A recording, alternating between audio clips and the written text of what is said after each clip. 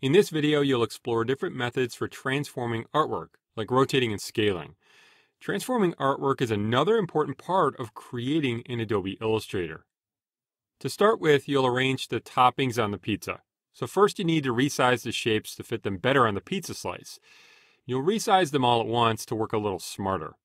With the selection tool selected, drag across the shapes to select them. Shift drag the corner towards the center of the shapes to make them smaller. Pressing the Shift key means the artwork maintains its proportions. Release the mouse button and then the key when they look something like this. To deselect all the artwork, click somewhere in the artboard. Or you can choose Select, Deselect. Drag each of the toppings onto the pizza slice one at a time.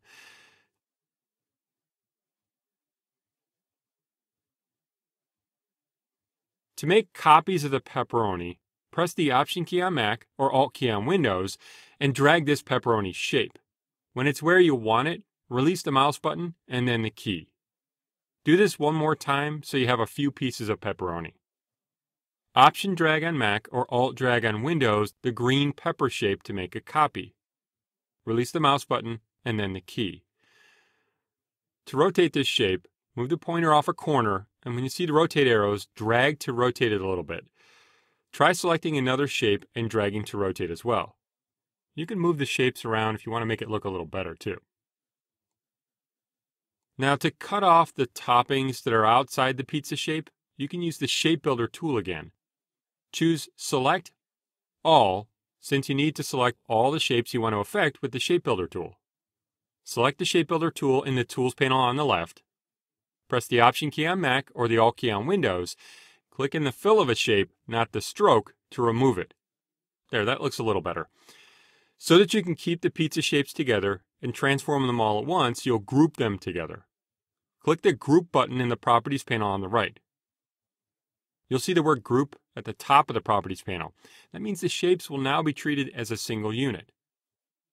Select the Selection tool and move the pointer off a corner of the group. When you see the rotate arrows, drag to rotate it. To finish the pizza slice, you'll add some cheese dripping off the corner. So click and hold down on the Ellipse tool in the Tools panel and select the Rectangle tool. Starting at the corner of the pizza slice here, drag to create a rectangle below the pizza group that looks something like this. To zoom into this a little bit, press Command and plus on Mac or Control and plus on Windows a few times. To make a copy of this and paste it right on top of the original, choose Edit, Copy, and then Edit, Paste in Front. Select the Selection tool and drag to resize the copy from this corner to make it look something like this. Now you'll make a copy of this new rectangle. From the center of the selected shape, press Option on Mac or Alt on Windows and drag the rectangle to the right and snap it to the right edge of the larger rectangle. Make sure the top edges are also aligned. Release the mouse button and then the key. Drag the bottom middle point of the new rectangle up to make it a little bit shorter. Then drag across the rectangles to select them all. Now you'll combine them.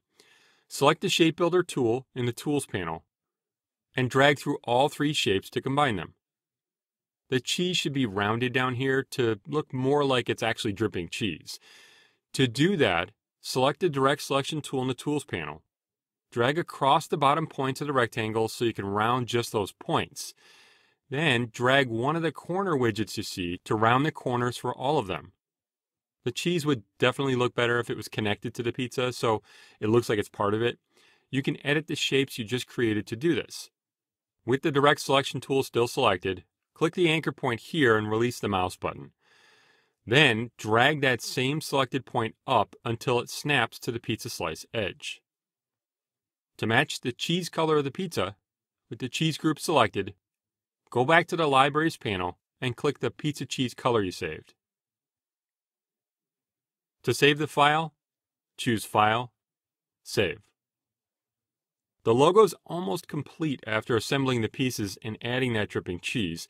The only thing it's really missing is some text, which we'll explore next.